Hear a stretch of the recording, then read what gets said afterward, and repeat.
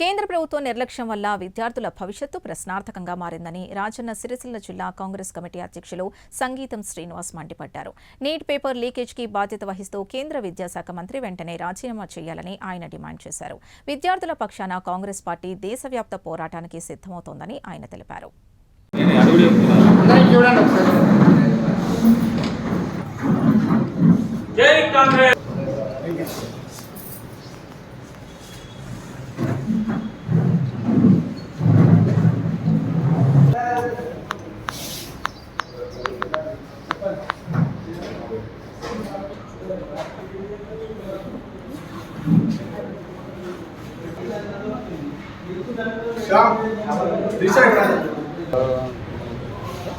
ఇది రాజస్థాన్లోని కోటలో దాదాపు 55 lakhs ఎబో విద్యార్థులతో పెద్ద కార్యక్రమం తీసుకున్నాడు రాహుల్ గాంధీ గారు.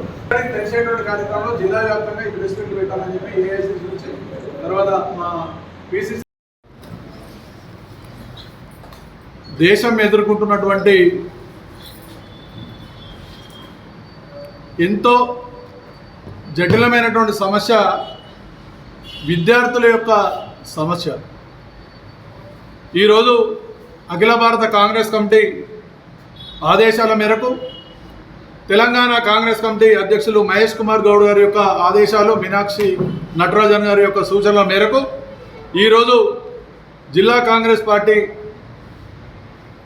మా జిల్లా కార్యవర్గంతో నూతనంగా ఎన్నికైనటువంటి మా కార్యవర్గం అందరికీ కూడా మొదటగా వాళ్ళందరికీ శుభాకాంక్షలు తెలియజేసుకుంటూ, ఇక్కడికి వచ్చినటువంటి పాత్రికేయులకు అందరూ కూడా నమస్కారాలు తెలియజేసుకుంటూ,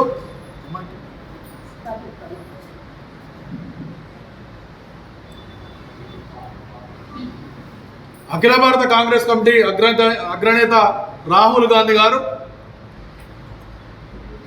కోటాలో జరిగినటువంటి అతి ప్రతిష్టాత్మకంగా విద్యార్థుల యొక్క సమస్యలు పార్టీలకు అతీతంగా ఎక్కడ కూడా రాజకీయం మాట్లాడకుండా కోటాలో కొన్ని లక్షల మంది విద్యార్థులతోని ఆయన ముఖాముఖి మాట్లాడి ఈరోజు భారతదేశంలో ఉన్నటువంటి విద్యార్థుల సమస్య ఏంటిది, వారు ఎదుర్కొన్నటువంటి పరిస్థితులు ఏంటి అనేటువంటి నేరుగా తెలుసుకున్నటువంటి పరిస్థితిలో ఇవాళ ప్రస్తుతం దేశ యువత అపూర్వమైనటువంటి సంక్షోభాన్ని ఎదుర్కొంటుందన్నటువంటిది వాస్తవమైనటువంటి విషయం.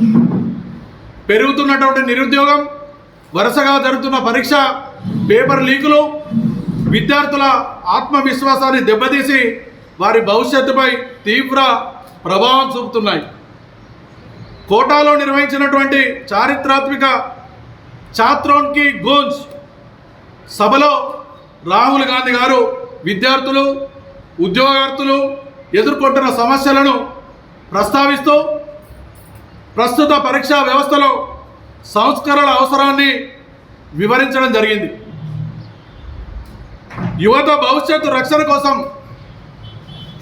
ప్రభుత్వం తక్షణ చర్యలు తీసుకునేలా ఒత్తిడి తీసుకురావడం మనందరి యొక్క బాధ్యత. దీంట్లో భాగంగానే ఈరోజు ఈ సంవత్సరం మొన్న జరిగినటువంటి నీట్ పరీక్ష ఏదైతే ఉన్నదో, ఈ నీట్ పరీక్ష మొత్తం కూడా భారతదేశంలో ఉన్నటువంటి విద్యా వ్యవస్థను పూర్తిగా తప్పుదారి పట్టించేటువంటి కార్యక్రమం. ఇలా నీట్ పరీక్ష కోసం దాదాపు 22 లక్షల మంది నీట్ పరీక్ష కోసం విద్యార్థులు తయారైతే వారికి ఒక్కొక్కరికి దాదాపు 10 నుంచి 15 లక్షల రూపాయలు వాళ్ళ సొంత ఖర్చు అయ్యేటువంటి పరిస్థితి. దానికి కోచింగ్ తీసుకోవడానికి కానీ, హాస్టల్ కానీ, ఇతరత్ర దేనికైనా ఒక నీట్ కానీ వారు ఆ ఎగ్జామ్కు ప్రిపేర్ అవ్వడానికి ముందు ఒక కుటుంబానికి మినిమం దాదాపు 10 నుంచి 15 లక్షలు ఖర్చు అవుతూ ఉన్నది.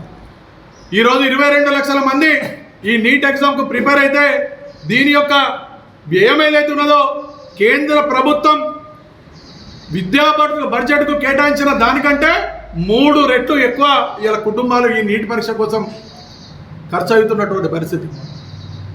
1.4 లక్షల కోట్లు విద్యా వ్యవస్థ కేంద్రం బడ్జెట్ చేస్తే దానికి 3 రెట్లు ఇలా మొత్తం ఎస్ఎస్సి కానీ, యూపీఎస్సి కానీ, ఆర్ఆర్బి కానీ, జేఈ కానీ, నీట్కి కానీ,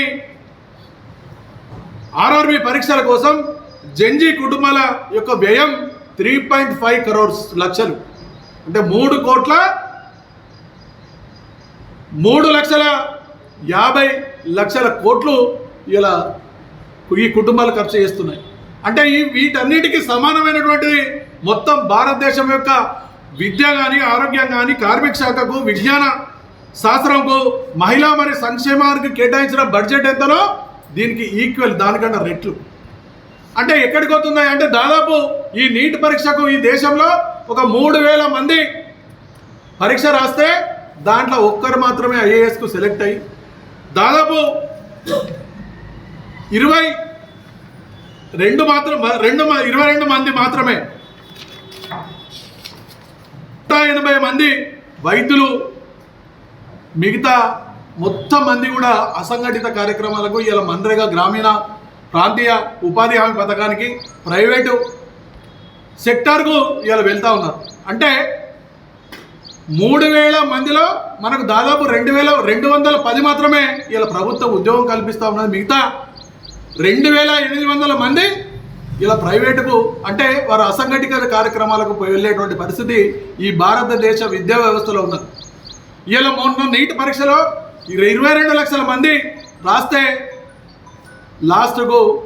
లాస్ట్ మినిట్ రేపు పరీక్షలు కానీ ఇవాళ మొత్తం ఎగ్జామ్ను క్యాన్సిల్, పేపర్ లీకులతోని ఈ యొక్క విద్యార్థుల ఈ నీట్ పరీక్షల మాఫియాతోని ఇలా ఎందరో విద్యార్థుల యొక్క భవిష్యత్తును హీనమయ్యేటువంటి పరిస్థితి.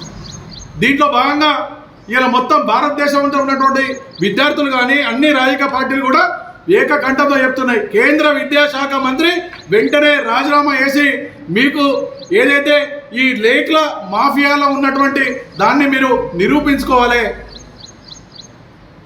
అనేటువంటి విషయాన్ని అందరూ విద్యార్థులందరూ ఏకకంఠంగా ఇలా కేంద్ర మంత్రి ఎవరైతే విద్యాశాఖ మంత్రి ఉన్నారో వారిని వెంటనే రిజైన్ చేయాలని చెప్పి డిమాండ్ చేస్తూ ఉన్నాం.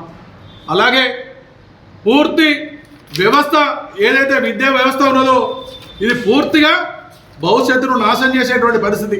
ఇలా మొన్న స్నేహ అనేటువంటి అమ్మాయి ఇక నేను మళ్ళీ నీట్ పరీక్ష రాసేటువంటి పరిస్థితుల్లో నేను నా ఆర్థిక పరిస్థితి ఇంకా నేను మా అమ్మనాలను నేను ఎక్కడ కూడా ఇంకా క్షోభ పెట్టేటువంటి పరిస్థితి లేదు, ఈ పరీక్ష లీకేజ్ వల్ల నేను అమ్మానాలకు ఇంకా భారం మోపియలేనని చెప్పి ఆత్మహత్య చేసుకున్నటువంటి ఘటన ఇలా ఎందరో విద్యార్థులు, దాదాపు 1000కి పైగా విద్యార్థులు ఈ నీట్ పేపర్ లీకుల వల్ల మొత్తం విద్యా వ్యవస్థలో దాదాపు 1000కి పైన విద్యార్థులు వీళ్ళు ఆత్మహత్య చేసుకున్నటువంటి పరిస్థితి. అంటే భారతదేశ విద్యా వ్యవస్థ పూర్తి సమూలంగా పక్కదారి పట్టించేటువంటి పరిస్థితిలో ఉండగా ఇలా రాహుల్ గాంధీ గారు మేలుకొల్పి మళ్ళీ కేంద్ర ప్రభుత్వాన్ని మెడలు వంచి ఇలా ఎవరికి ఏదైతే అవసరమో ఆ విద్యను అందించి వారికి కావాల్సినటువంటి ఉపాధులను ఇవ్వాలి.